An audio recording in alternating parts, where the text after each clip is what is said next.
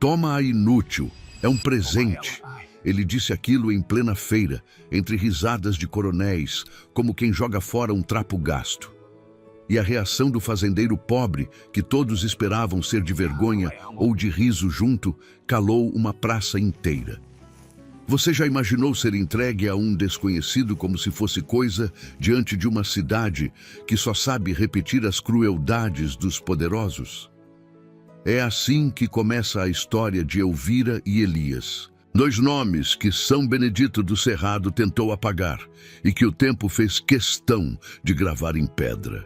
E meu amigo, minha amiga, o que aconteceu no fim dessa história deixou uma cidade inteira sem conseguir encarar o próprio espelho. Uma verdade enterrada, uma injustiça planejada e um amor que nasceu exatamente no lugar onde alguém quis semear humilhação. Fique comigo, porque você vai entender por que aquele sábado de feira mudou para sempre o rumo de todos que estavam ali presentes. Prepare o coração. Romance, dor, superação e um desfecho cheio de emoção estão só começando. Agora me diga, de que cidade você está assistindo essa história? Era o ano de 1908, no interior do Piauí, numa época em que a República era nome novo, mas os costumes velhos mandavam mais do que qualquer constituição. O cerrado ardia sob o sol de setembro e a cidade de São Benedito do Cerrado cheirava a poeira vermelha, a fumaça de fogão a lenha e a mando de coronel. Era assim que as coisas funcionavam por ali, e quem não entendia a hierarquia aprendia de um jeito ou de outro. Os que tinham terra, dinheiro e o sobrenome certo decidiam casamentos, preços, destinos e, às vezes, vidas. Os que não tinham essas coisas aprendiam a manter o chapéu na mão e o olhar no chão. Já se inscreva no canal, porque histórias como essa você só encontra aqui. E tem muito mais por vir. No topo dessa pirâmide cruel sentava Aristeu Magalhães Drummond, um homem de barriga farta, mãos limpas e palavra corrompida, que nunca havia encostado uma enxada na terra em toda a vida, mas possuía metade das fazendas da região por herança e por usura. Era ele quem fazia e desfazia. Era ele quem ria por último. E foi ele quem, numa tarde de muito vinho e pouca vergonha, resolveu transformar uma vida humana em piada de botequim. Elias Correia Braga tinha 32 anos e o tipo de silêncio que os homens desenvolvem quando aprendem cedo que as palavras, quando mal usadas, custam mais do que valem. Era alto, de ombros largos e quadrados, com mãos tão calejadas de trabalho que pareciam talhadas em madeira escura. A pele tostada pelo sol do sertão contrastava com os olhos claros, cor de mel envelhecido, que observavam o mundo com a calma de quem já viu muita coisa e decidiu não se surpreender mais tão fácil. Tinha uma cicatriz fina na sobrancelha esquerda, lembrança de uma cerca arrebentada numa madrugada de trabalho duro que ele usava sem vergonha, como se fosse uma medalha de quem não desertou quando o serviço ficou pesado. O chapéu de couro surrado era seu companheiro de todas as horas, e a camisa de algodão grosso, lavada toda semana com sabão de cinza, dizia de um homem que tinha pouco, mas zelava pelo que tinha. A fazenda Barro Vermelho ficava no sopé da serra, a 1,5 léguas de São Benedito, e era pequena do jeito que as terras honestas costumam ser pequenas, sem luxo, sem sobra, mas trabalhada com uma dedicação que fazia quem passava por ali parar e olhar 2 vezes. A terra seca e vermelha, que os vizinhos chamavam de ingrata, produzia milho, feijão e um pasto magro, mas suficiente para o gado miúdo que Elias criava. O rancho de madeira, simples e bem cuidado, tinha uma varanda estreita voltada para o poente, onde ele costumava sentar depois do serviço para ver o sol morrer atrás da serra. Sereno, o cavalo russo, que era seu único companheiro de confiança, ficava amarrado no mourão de madeira ao lado do galpão, e nos dias de mais silêncio era com Sereno que Elias trocava mais palavras do que com qualquer ser humano. 5 anos antes, Elias havia perdido o pai para uma febre que varreu o sertão em questão de semanas.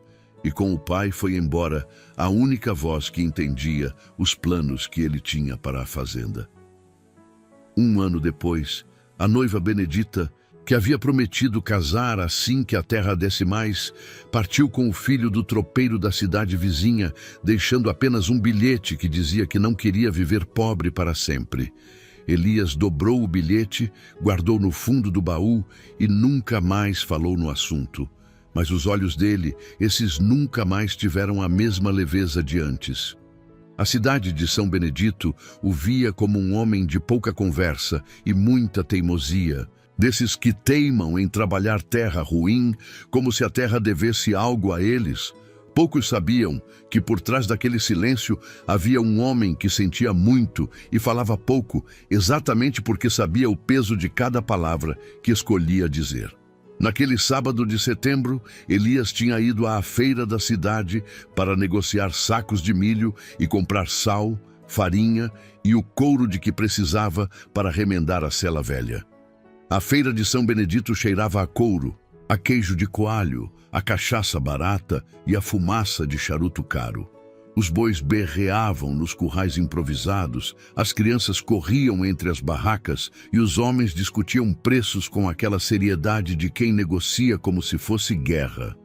Era o coração da cidade pulsando, do jeito barulhento e às vezes cruel que o coração das cidades pequenas pulsa.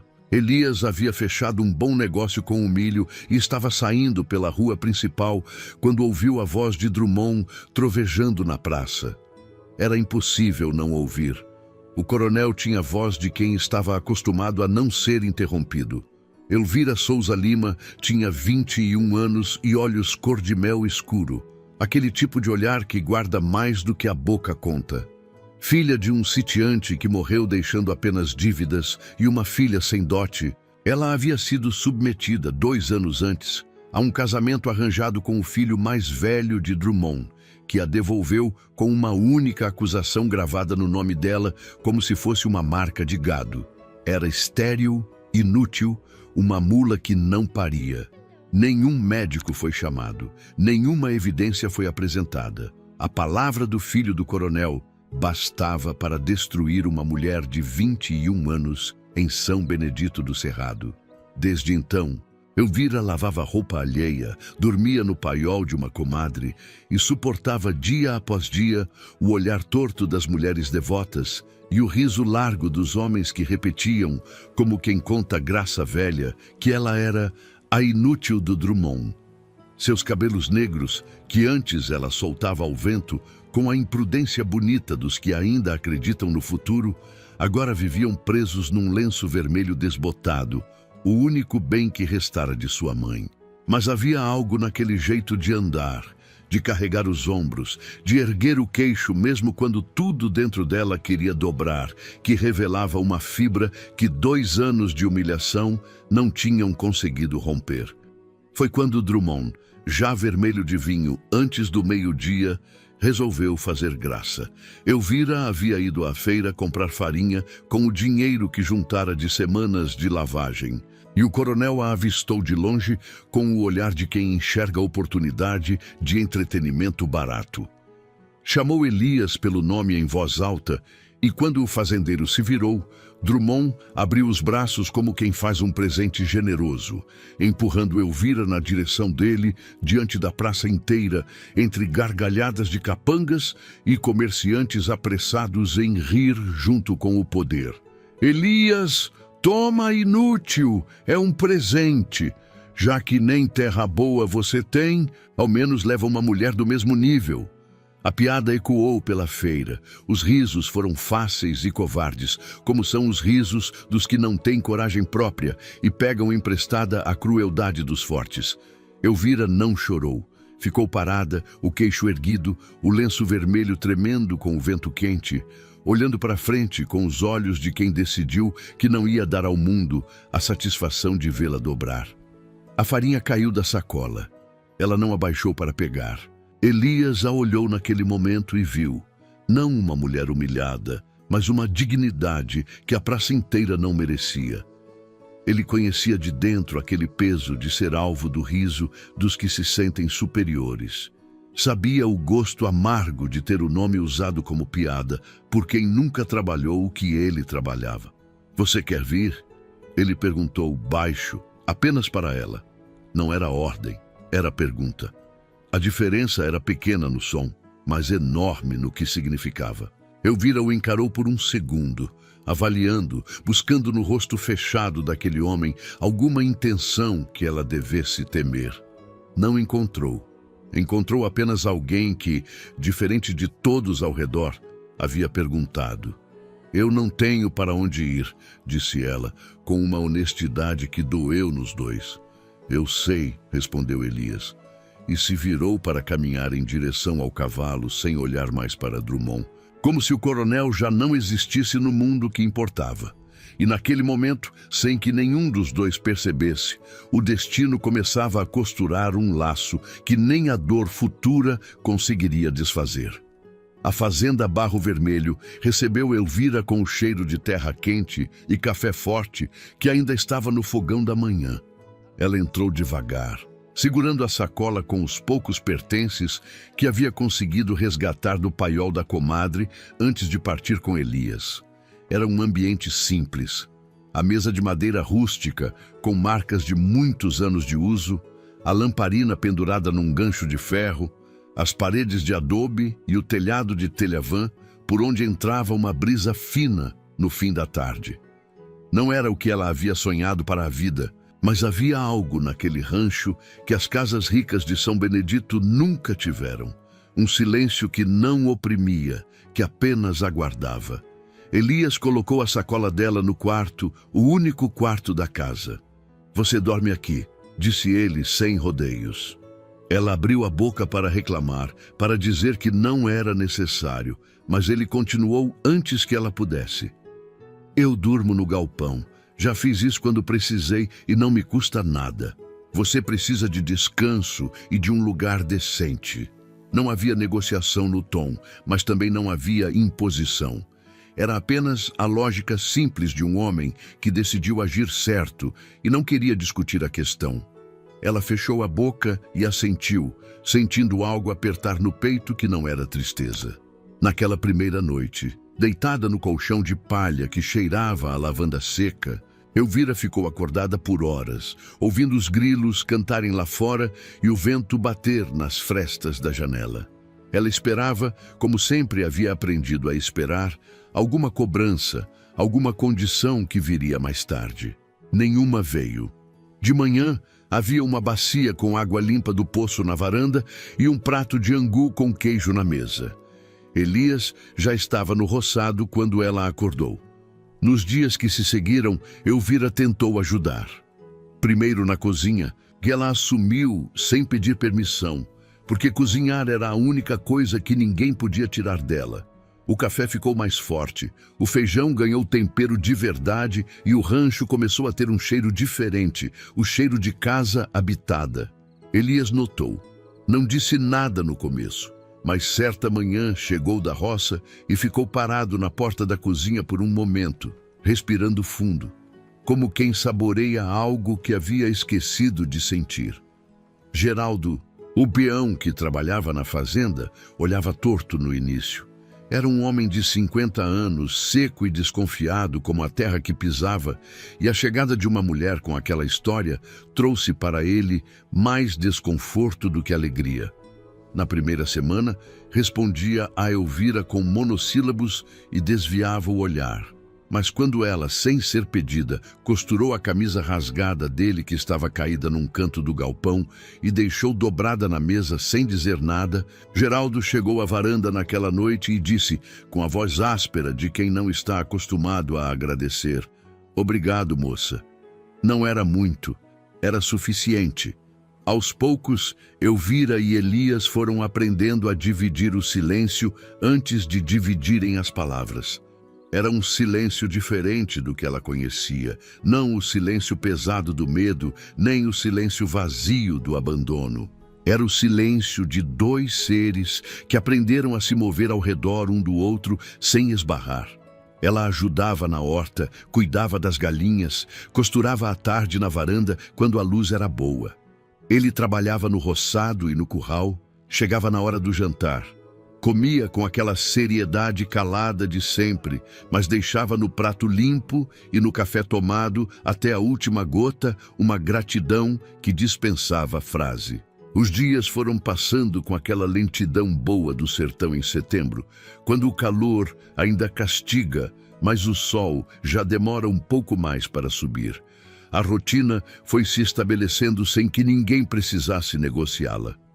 Elvira acordava quando os galos cantavam, fazia o café antes de qualquer um, varrendo o terreiro de terra batida enquanto o céu ainda estava cor de cinza. Elias chegava da ordenha com os baldes. O cheiro de capim e de couro trazido junto no corpo, tomava o café em pé, encostado no batente, e ia para o roçado sem muita conversa, mas com um aceno de cabeça que Elvira foi aprendendo a ler como algo próximo de gratidão. Geraldo passava pela cozinha às vezes e pegava o pão que havia sobrado do dia anterior sem pedir, como quem sabe que naquela casa o que é da mesa é de todo mundo. A primeira conversa longa veio numa tarde em que Elvira estava tirando erva daninha da horta e Elias veio buscar a enxada que havia esquecido ali. Em vez de pegar a ferramenta e ir embora, ele ficou agachado do outro lado do canteiro, ajudando a arrancar as raízes que ela tinha dificuldade de tirar. Não conversaram de imediato, mas depois de um tempo, ela disse, sem levantar o olhar do chão: "Você não me fez nenhuma pergunta ainda." Elias largou a raiz que estava puxando e ficou quieto um momento. "Quando você quiser contar, você conta", respondeu. "Não preciso saber tudo para saber o que importa." Elvira levantou o rosto e o encarou. Era a primeira vez em muito tempo que alguém dizia isso para ela. Naquela mesma noite, sentados no jatobá centenário que ficava à beira do Poço Velho, onde a sombra durava até depois do sol cair, as palavras começaram a sair. Ele contou da noiva que foi embora, da solidão que se transformou em hábito, do pai que partiu cedo demais. A voz saiu firme, mas com algo tremendo lá dentro, como um fio esticado que não quer mostrar a tensão que carrega. Ela contou do casamento que foi humilhação disfarçada de sacramento, de ser devolvida como peça defeituosa, de 2 anos vivendo de sombra em sombra. A voz de Elvira às vezes falhava, e quando falhava, ela esperava um instante, respirava e continuava, porque havia aprendido que a dor não desaparece quando você cala, só fica mais pesada. A dor de um reconheceu a dor do outro como quem reconhece o rosto de alguém que carregou o mesmo fardo por um caminho diferente. Quando ela terminou de falar, Elias ficou olhando para o poço por um longo tempo. O canto dos grilos preenchia o espaço entre eles. Depois ele disse, devagar, como quem pesa cada palavra antes de colocar no ar: "O que fizeram com você foi covardia, Elvira. E covardia com o nome de coronel ainda é covardia." Ela não respondeu, mas quando levantou para voltar para o rancho, ela passou a mão de leve no tronco do jatobá, como se despedisse de um confidente antigo, e pela primeira vez em muito tempo, sentiu que existia um lugar onde poderia pousar. A cidade, naturalmente, não deixou em paz. Dona Perpétua, a rezadeira fofoqueira que conhecia o pecado alheio melhor do que o próprio, espalhou por cada canto de São Benedito que Elias havia comprado a rejeitada do Drummond. As mulheres da missa de terça comentavam entre si enquanto escolhiam linha na vendinha do senhor Horácio. Disseram que ele ficou com ela por pena, não por vergonha, disse uma, ajeitando o lenço na cabeça. "Ou por interesse", respondeu outra. "Aquela moça carrega feitiço desde que nasceu." Horácio, que ouvia tudo por trás do balcão, balançou a cabeça, mas não disse nada. Não era homem de alimentar fogueira alheia. Os capangas de Drummond Passaram 2 vezes pela porteira da fazenda Barro Vermelho dentro de uma semana, sem motivo claro, só para que vissem que eram vistos. Elias saiu na segunda vez, plantou os pés no terreiro com os braços cruzados e olhou para os 2 homens montados com a calma de quem não se move por pressão. "Precisam de alguma coisa?" perguntou a voz baixa e firme. Os capangas trocaram um olhar. Não encontraram nenhum medo no rosto daquele homem para se aproveitarem e foram embora sem responder. Mas a mensagem havia sido deixada. Drummond estava de olho. E o próprio coronel, percebendo que a piada não estava saindo como planejado, que o fazendeiro de meia légua não havia se curvado de gratidão nem se envergonhado em público, sentiu pela primeira vez um incômodo que não conseguia nomear direito. Era a sensação de quem arremessou uma pedra e não ouviu o barulho que esperava. Com o passar das semanas, a vida na fazenda Barro Vermelho foi ganhando uma textura nova, feita de pequenos gestos que sozinhos não significavam nada, mas juntos iam construindo algo que nenhum dos 2 ousava nomear. Elias havia descoberto que Elvira entendia de ervas medicinais, que sabia distinguir o capim bom do ruim para o gado, e que tinha um modo de observar a terra que revelava mais experiência do que o filho de qualquer coronel jamais teria. Elvira havia descoberto que Elias ria sim, de vez em quando, uma risada curta e rara, como chuva no cerrado, mas que quando vinha, iluminava o rosto fechado de um jeito que ela passava horas pensando depois. Numa tarde de quinta-feira, Elias estava consertando o cercado do curral quando a lâmina da ferramenta escorregou e abriu um corte fundo na palma da mão. Ele apertou com o pano de serviço e continuou trabalhando como sempre fazia, porque para ele parar nunca foi opção. Elvira, que estava na horta e viu da distância, chegou rápido com a água e o pano limpo que guardava para curativos. "Deixa eu ver", disse ela, com uma firmeza que não admitia recusa. Elias parou, contrariado, mas deixou. Quando os dedos dela tocaram a palma da mão dele para limpar o corte com cuidado, os 2 ficaram em silêncio. Era uma proximidade simples, necessária, mas havia algo naquela atenção de Elvira, naquela maneira dela se concentrar no ferimento de um outro, como se a dor do outro importasse, que Elias não sabia mais quando havia sentido da última vez. Ele desviou o olhar para o longe. Ela terminou o curativo sem dizer mais nada. Mas nenhum dos 2 se afastou logo. Ficaram ali 1 segundo a mais do que a situação exigia, e esse segundo a mais pesou mais do que muito do que havia sido dito antes. Certa noite de lua cheia, quando o cerrado ficava prateado e os sapos cantavam no poço velho, Elvira estava na varanda reparando um vestido com linha e agulha quando Elias saiu do galpão e ficou parado ao lado dela, olhando o horizonte. "Você não tem saudade de nada?"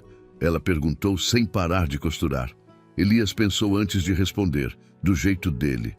"Tenho saudade de quando a fazenda tinha mais vida, quando meu pai ainda estava. A gente conversava nessa varanda até tarde." Ela parou a agulha. Como era ele? E Elias, para sua própria surpresa, começou a falar.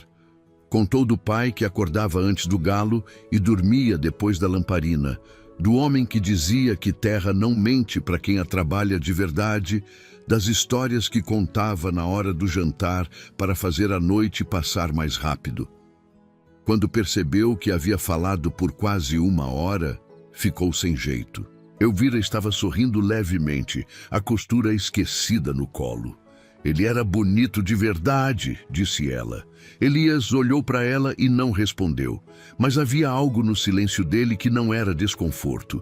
Mas o mundo lá fora não descansava. Drummond havia começado a agir de forma mais direta.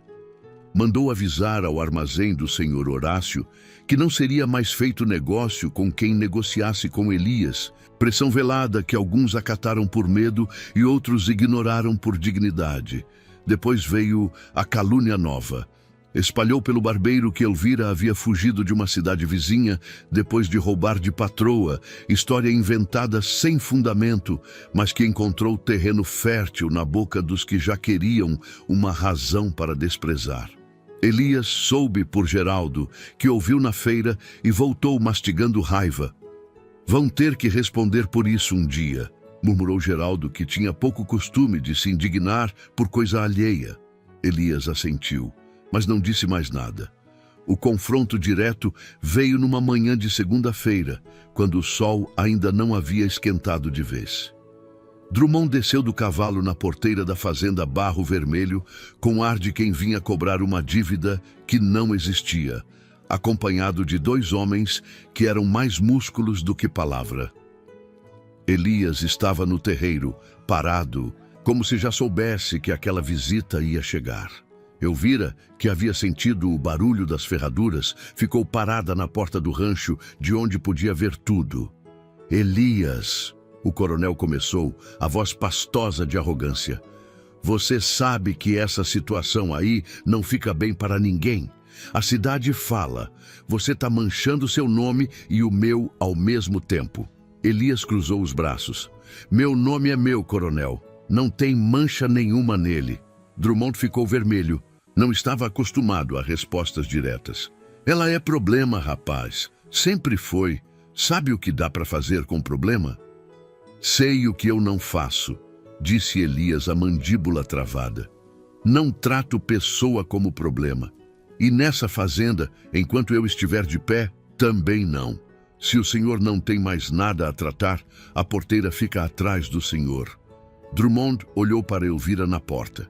Depois voltou para Elias. Havia algo no olhar do coronel naquele momento que não era só raiva.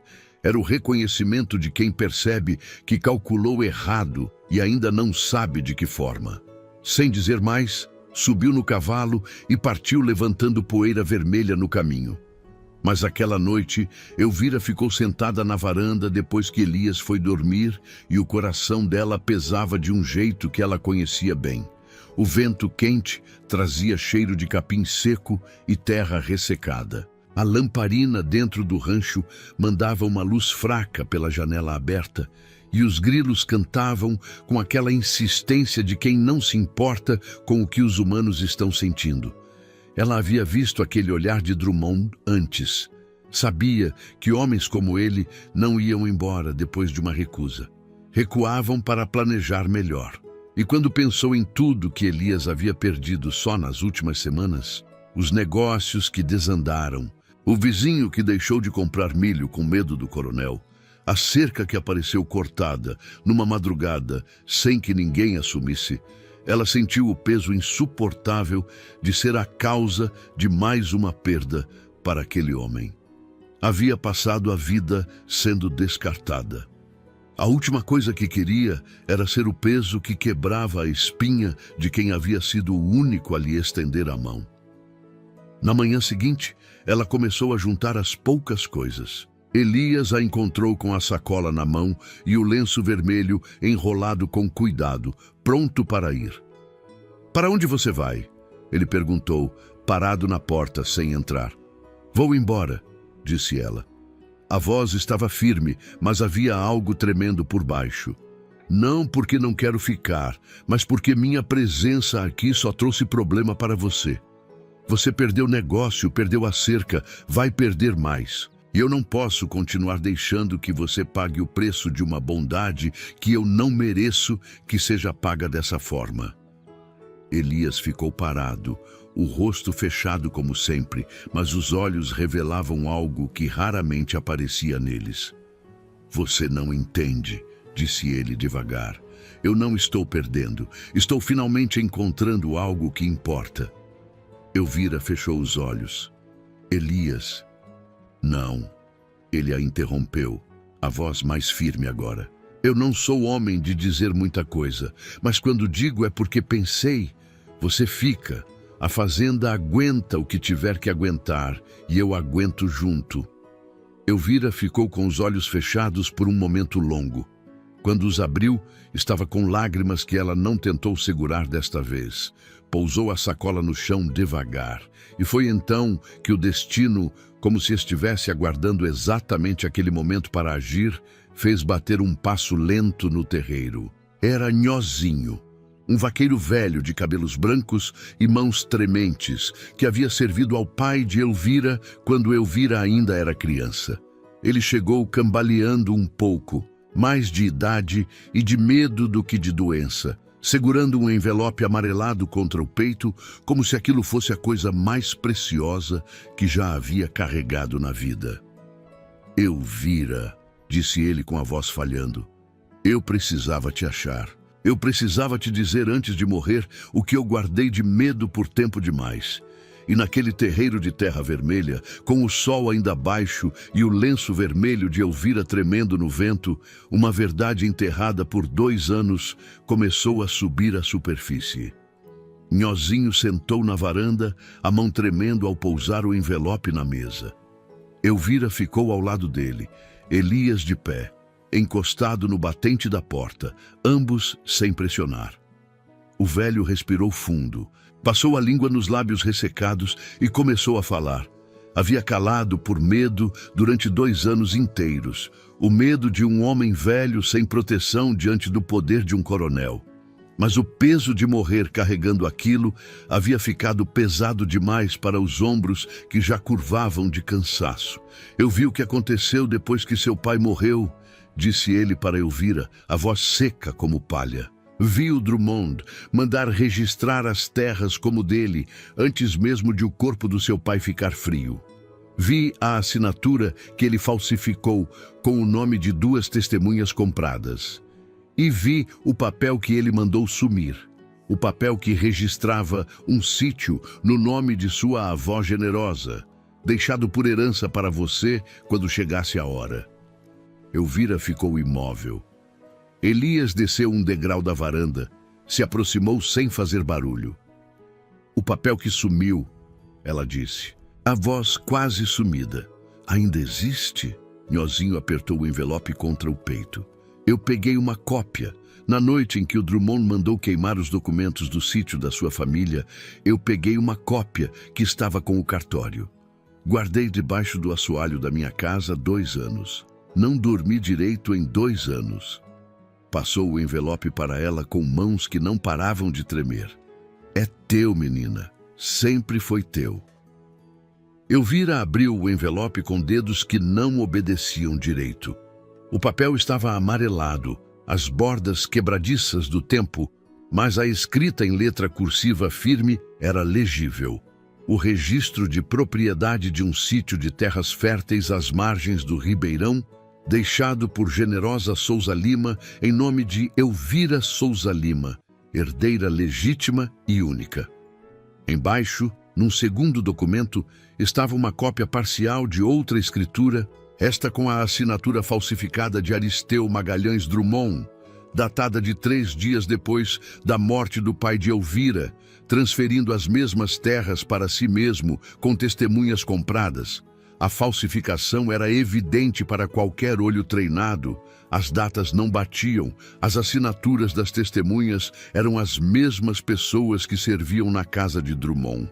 A estupidez não era de Elvira, o crime era de Drummond, e agora estava ali, em papel, tremendo nas mãos de uma mulher que havia sido descartada como inútil pelo mesmo homem que havia roubado o que era dela. Elias leu os documentos por cima do ombro de Elvira. O rosto não mudou muito, porque o rosto dele raramente mudava. Mas havia uma tensão na mandíbula e nos olhos claros que dizia tudo.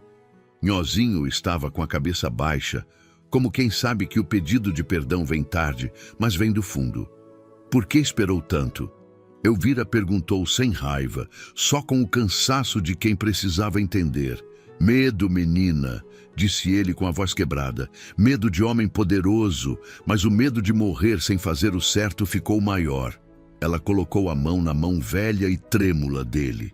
Você fez certo, obrigada. A noite mais escura veio naquela mesma tarde. Como se o coronel tivesse sentido que alguma coisa havia mudado.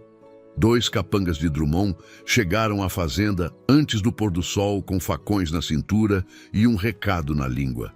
O velho Nhozinho era procurado, e quem soubesse do paradeiro faria bem em falar logo. Elias foi ao galpão buscar Sereno com uma calma que era mais ameaçadora do que qualquer grito.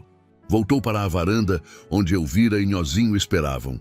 Colocou os documentos dentro da camisa, encostado no coração, e disse com a voz baixa de quem não está brincando: Geraldo, você fica aqui com eles. Se alguém aparecer, você não sabe de nada e não viu ninguém.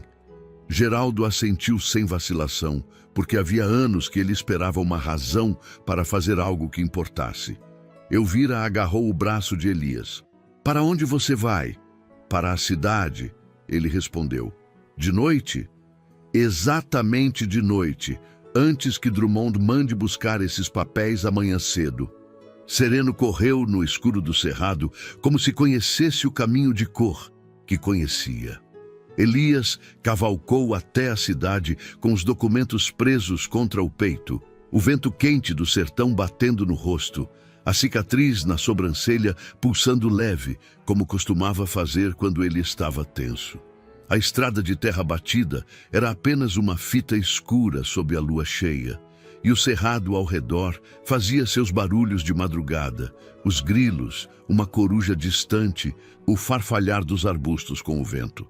Elias não apressou o cavalo mais do que o necessário. Havia aprendido cedo que quem corre sem pensar chega antes de estar pronto, e ele precisava estar pronto quando chegasse. Em São Benedito, acordou o delegado Arlindo, homem de consciência que devia muitos favores a Drummond, mas devia mais ainda à própria dignidade. Bateu na porta do padre Honório, velho de 70 anos que havia enterrado meio cemitério da cidade e que não tinha mais medo de coronel nenhum. Porque quem já esteve do lado da morte olha para os vivos com outra medida. E foi buscar 3 dos homens mais respeitados da região, lavradores e comerciantes que há anos engoliam o mando de Drummond com o gosto amargo de quem sabe que não tem escolha. Mas que naquela madrugada ouviram Elias com os documentos nas mãos e os olhos firmes e sentiram que talvez a escolha finalmente houvesse chegado. Antes do amanhecer, Elias voltou à fazenda com o delegado, o padre e as testemunhas. Nhozinho estava acordado, sentado na varanda com Geraldo e Elvira, que não havia pregado o olho. Quando viu o grupo chegar, ela levantou devagar e fechou os olhos por um momento, como quem recebe uma notícia que esperava demais para deixar entrar de uma vez. Está tudo aqui, disse Elias, chegando à varanda.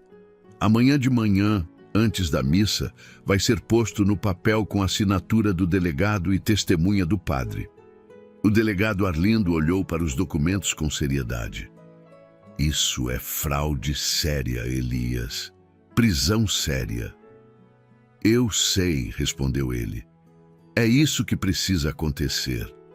Na manhã seguinte, a cidade de São Benedito do Cerrado estava se reunindo para a missa dominical quando Elias entrou na matriz com Elvira ao lado. Ela segurava o envelope com as mãos firmes, o lenço vermelho amarrado no pescoço, como quem bota as cores na batalha. Elias caminhou pelo corredor central, como quem atravessa a terra que conhece de cor, devagar, sem pressa de quem precisa se justificar. O murmúrio começou antes mesmo que ele parasse. Havia gente de todo tipo naquela igreja, os curiosos, os covardes, os honestos que não tinham sabido como agir, os mal-intencionados que sempre aparecem onde tem espetáculo. Drummond estava nos bancos da frente, com a família e os aliados ao redor, vermelho de autoridade dominical. Peço licença ao padre Honório e a todos presentes, disse Elias, a voz saindo forte e tranquila no silêncio que se fez sozinho. Vim aqui porque a verdade merece uma testemunha à altura. Drummond levantou imediatamente a cadeira, raspando ruidosamente no piso de pedra. Que absurdo é esse? Com que direito? Com o direito de quem tem documentos assinados, coronel. Elias não elevou a voz, não precisou. Havia algo na firmeza daquele homem calado que pesava mais do que o grito. Esta mulher, ele continuou, voltando-se para a congregação, que o Senhor entregou em praça pública como se fosse coisa descartável, se chama Elvira Souza Lima, filha legítima de Jacinto Souza Lima e herdeira da propriedade às margens do Ribeirão das Pedras Brancas, registrada em nome de sua avó generosa e a ela destinada por lei. Propriedade que o senhor, Aristeu Drummond, fez falsificar e registrou como sua 3 dias após a morte do pai dela, com assinaturas de testemunhas que dormem na sua casa e comem na sua mesa. O silêncio da matriz era do tipo que não deixa nem o vento passar. Drummond ficou vermelho escarlate. Mentira, mentira escandalosa de homem de nada que... O padre Honório levantou a mão com uma autoridade suave que calou o coronel melhor do que qualquer grito. Deixe o homem falar, Aristeu. Nesta casa todo mundo tem vez, até os que sempre foram calados. O delegado Arlindo, que estava ao fundo da igreja desde o início, avançou pelo corredor com os documentos autenticados na mão. Nhozinho, que havia entrado discretamente pelos fundos e ficado parado perto da pilha batismal, deu um passo à frente quando chamado, com a voz trêmula, mas os olhos firmes de quem chegou ao fim de uma culpa de 2 anos. Confirmou tudo. Cada detalhe, cada data, cada falsificação. Drummond tentou ainda uma vez, o tom virando ameaça, os aliados ao redor fazendo barulho de cadeiras e cochichos. Mas há um momento em que o poder de um homem ruim só existe enquanto ninguém o desafia publicamente. E depois que alguém desafia, o poder desfia como tecido barato que nunca foi tão forte quanto parecia.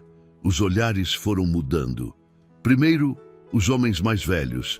Depois, as mulheres que sempre souberam mais do que diziam. Depois os jovens que tinham crescido com medo daquele nome. Um a um, os rostos da congregação foram se virando para Drummond com uma expressão diferente daquela com que sempre o haviam encarado. Não era mais reverência, era reconhecimento. Naquele momento, quando a verdade finalmente brilhou mais forte que qualquer mentira, não havia mais como negar. Elvira não era o que a cidade a julgara ser. E Elias não era apenas o homem que a acolheu. Era o homem que a escolheu, antes mesmo de saber de qualquer herança, de qualquer verdade, de qualquer papel. Era amor construído em cima de respeito, e todos ali sabiam disso. O delegado Arlindo não perdeu tempo. Aristeu Drummond foi preso ainda naquela tarde de domingo, enquanto o sol ainda não havia se deitado atrás da serra, acusado de falsificação de documentos, apropriação indébita e desacato público a processo legal. As terras às margens do Ribeirão das Pedras Brancas foram imediatamente seladas por ordem do delegado à espera de decisão judicial. 2 homens que haviam assinado como testemunhas da falsificação, funcionários de confiança do coronel, foram também intimados a prestar declaração. E um deles, ao ver que a proteção do patrão não alcançava mais ninguém, falou tudo na mesma tarde. Na semana seguinte, o juiz de comarca, que veio de propósito confirmar o processo, disse, em voz alta, para que o cartório inteiro ouvisse, que havia raramente visto caso com evidências tão bem documentadas e fraude tão descarada. 10 anos de prisão e restituição integral dos bens à legítima herdeira. O filho de Drummond, aquele que havia acusado Elvira de estéril 2 anos antes, recebeu intimação para comparecer ao cartório e assinar, perante tabelião e 3 testemunhas, retratação pública da acusação. O médico chamado pelo delegado para atestar o estado de saúde de Elvira confirmou o que qualquer pessoa honesta já sabia. Não havia jamais qualquer evidência de esterilidade. A acusação havia sido fabricada do nada, do mesmo nada com que homens covardes fabricam desculpas para os seus abandonos. A cidade de São Benedito do Cerrado ficou quieta por alguns dias depois disso. O tipo de quieto que vem não de paz, mas de vergonha coletiva, que ainda não sabe como se expressar. Depois veio, aos poucos, a reconversão de quem havia rido, e agora precisava encontrar um jeito de olhar para Elvira sem que o olhar acusasse a si próprio. Alguns fizeram isso com graça, com um aceno envergonhado ou uma visita à fazenda com algum presente de comida. Outros nunca conseguiram e desviaram o olhar para sempre. Elvira não guardou rancor dos primeiros nem dos segundos. Havia carregado peso demais para gastar energia em cobrar de quem havia falhado. O que queria era o que sempre havia querido: a chance de começar de novo. O Sr. Horácio foi o primeiro a visitar a fazenda após tudo. Chegou numa tarde de terça, com um saco de farinha de qualidade e o rosto vermelho de quem sabe que deveria ter falado mais cedo. Eu sempre soube que aquela história do Drummond não cheirava certo, disse ele sentado na varanda. Mas medo é o pior defeito de homem, e eu tive de sobra. Elvira lhe serviu café sem comentário. Elias ficou em pé ao lado da porta, calado. Era o suficiente. Numa tarde de outubro, quando o cerrado começava a anunciar que talvez a chuva esperada finalmente viesse naquele ano, Elias foi ao Jatobá centenário à beira do Poço Velho. Elvira estava ali antes dele, a mão apoiada no tronco largo, olhando para o horizonte que ficava cor de laranja queimada naquela hora. Ele chegou devagar, ficou ao lado dela por um momento. O vento morno do cerrado chegava em ondas suaves, balançando as folhas do jatobá que havia guardado silêncio de tanta coisa. Elias ficou quieto um tempo, olhando para o mesmo horizonte. Depois falou. A voz saiu baixa, do tipo que ele guardava para as coisas que importavam de verdade. Elvira, eu tenho uma coisa a te dizer. E eu não sei dizer coisa assim com enfeite porque não aprendi. Ela se virou para ele.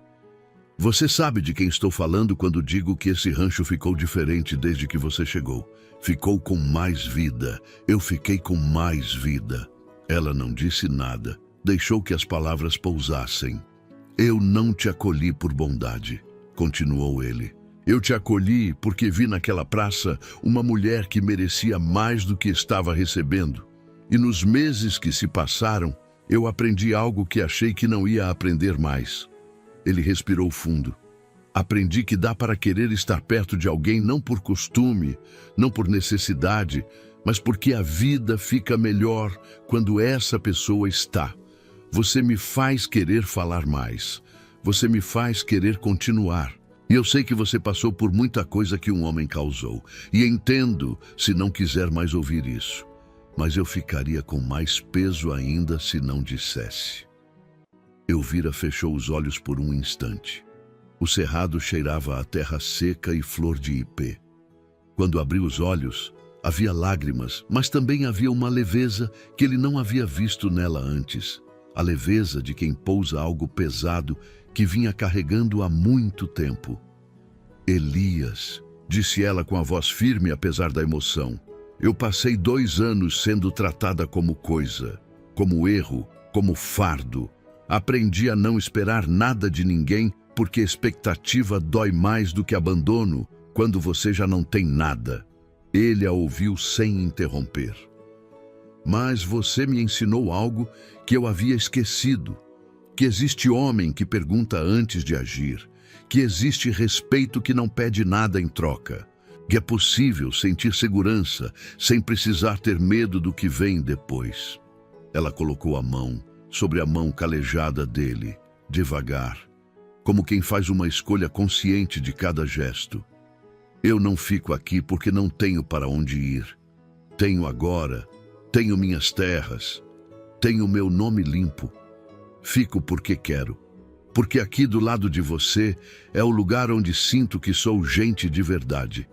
Elias virou a mão e fechou os dedos ao redor da mão dela. Não disse mais nada. Levantou a outra mão e tocou levemente a bochecha dela, como quem confirma que é real o que está sentindo. Ela fechou os olhos novamente. E o beijo que veio depois foi o primeiro da vida dela. do jeito que ela havia pedido ao destino que fosse, com cuidado, com escolha, sem pressa. O tipo de beijo que sela não um contrato, mas uma promessa que os dois faziam para si mesmos e um para o outro ao mesmo tempo. O jatobá balançou as folhas levemente, como quem aprova. O casamento aconteceu numa manhã de novembro, debaixo daquele mesmo jatobá que havia florido amarelo como se soubesse que estava reservado para a ocasião. O padre Honório veio à fazenda, chapéu gasto e bata surrada, com o sorriso de quem fica feliz quando a vida acerta o passo. A cidade inteira foi convidada, não pela obrigação, mas porque Elias e Elvira quiseram que fosse testemunha de um começo que começava certo. Dona Perpétua apareceu com um doce de leite que ninguém pediu e um pedido de desculpas silencioso nos olhos que todos entenderam. Geraldo ficou de pé ao lado de Elias como braço direito de festa, mais rígido do que de costume, o que para ele era o maior sinal de celebração.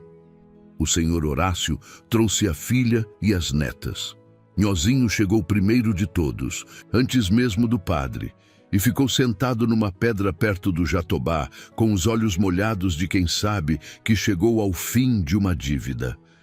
Elvira usou um vestido de algodão branco simples, costurado por ela mesma nas noites das últimas semanas, e o lenço vermelho que havia pertencido à sua mãe, amarrado ao buquê de ipê amarelo que Elias havia colhido naquela manhã, antes de todo mundo acordar, caminhando sozinho pela beira da estrada.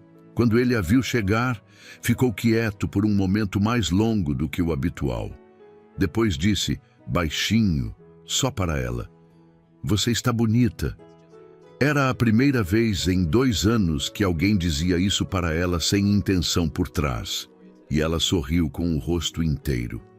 Os votos foram simples, porque os dois eram gente de poucas palavras e muita ação. Mas, quando o padre Honório perguntou se alguém tinha algo a dizer antes de abençoar a união, Elias tirou do bolso uma escritura dobrada. Era a cópia autenticada das terras de Elvira, com o nome dela registrado corretamente como herdeira legítima, selada pelo cartório com o carimbo do juiz. "Eu não tenho anel de prata para te dar", disse ele, olhando para ela com os olhos claros que pela primeira vez não carregavam aquela tristeza de fundo. "Mas tenho isso. O que é seu, com o seu nome, porque o que é seu não deve vir com o meu por cima. É só seu." Elvira recebeu a escritura com os 2 braços, como quem recebe algo que foi roubado e finalmente volta. Depois, jogou os braços ao redor do pescoço dele antes que o padre dissesse amém. E aquilo arrancou uma risada da congregação inteira, que ecoou pelo cerrado como o barulho do primeiro trovão antes da chuva boa. A festa foi simples e longa, com música de sanfona que o filho do ferreiro tocava desde os 12 anos, carne assada no espeto que Geraldo havia preparado desde a madrugada, com uma seriedade de quem estava fazendo a coisa mais importante da vida, e a cachaça que guardara para uma ocasião que havia imaginado que nunca viria. As crianças da cidade correram pelo terreiro até escurecer, perseguindo as galinhas que Elvira havia liberado do galinheiro, como quem dá folga para quem trabalha em dia de festa. Os adultos falaram das coisas que os adultos falam quando estão felizes de verdade, sem assunto importante, só o prazer de estar junto. Nhozinho ficou até o fim, o mais velho de todos e o que ria mais fácil, como se 2 décadas de culpa houvessem saído do corpo de uma só vez naquele dia e dado lugar a uma leveza que ele quase havia esquecido que era possível sentir. 3 estações depois, quando as primeiras chuvas generosas em anos caíram sobre o cerrado e o poço velho da fazenda Barro Vermelho transbordou pela primeira vez em memória de gente viva, Elvira foi até o jatobá numa manhã cedo, antes de Elias acordar, e ficou parada ali com a mão espalmada no ventre, ouvindo os sapos cantarem no poço cheio. Quando ele a encontrou ali, ela se virou com um sorriso que ele não havia visto nela ainda. O sorriso de quem carrega dentro do corpo uma notícia que ainda não cabe nas palavras. Não precisou de palavras. Ele chegou até ela, colocou a mão sobre a mão dela que estava na barriga e ficou quieto por um longo momento com os olhos fechados, como quem agradece em silêncio. O jatobá floresceu amarelo naquele mesmo dia, como se a árvore também tivesse o que comemorar depois de tanto tempo ouvindo histórias de dor e, finalmente, ouvindo uma de alegria. As terras herdadas por Elvira, antes abandonadas e descuidadas pelo descaso de quem as havia tomado sem direito, foram trabalhadas pelo casal com aquela dedicação séria que Elias colocava em tudo e que Elvira havia herdado do pai, que sabia que terra bem tratada guarda lealdade para além de uma estação.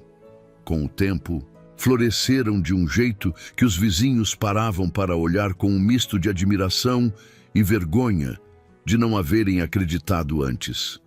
A fazenda Barro Vermelho, que antes era conhecida na região pela pobreza honesta, foi ganhando fama por outra coisa, pela qualidade do que produzia e pela dignidade de quem a tocava. E os dois nomes que São Benedito havia tentado tratar como piada ficaram guardados na memória da cidade, não como chacota, mas como exemplo. O exemplo de que dignidade não se concede nem se tira, apenas se reconhece. E assim se encerra a história de Elias, Elvira e do filho que viria marcar um novo tempo na fazenda Barro Vermelho. Uma história que começou com humilhação pública e terminou com a prova viva de que os que querem diminuir os outros só conseguem revelar a sua própria pequeneza. Onde antes havia chacota e descarte, floresceu não só amor, mas justiça. Onde havia terra roubada, cresceu vida legítima. A história deles ensinou aquela cidade inteira que o preço do preconceito é mais alto do que qualquer terra grilada, e que o homem verdadeiramente pobre não é aquele que tem pouco, mas aquele que só enxerga valor no que pode usar. Às vezes o destino nos entrega ao lugar onde mais precisamos estar por um caminho que não escolheríamos. E naquele caminho, o que nos salva não é a herança, não é a terra, não é o nome limpo. É o primeiro ser humano que pergunta, antes de presumir. Agora me diz, o que você achou desse final emocionante? Deixe nos comentários a sua opinião. Ela é muito importante para nós. E se essa história tocou seu coração, deixe o like, se inscreva no canal e ajude a gente a chegar aos 100 inscritos. Compartilhe o vídeo para que outras pessoas também sintam essa lição de vida tão bonita. E não vá embora agora. Clique na próxima história porque tem muita narrativa emocionante da época esperando por você. Nos vemos lá.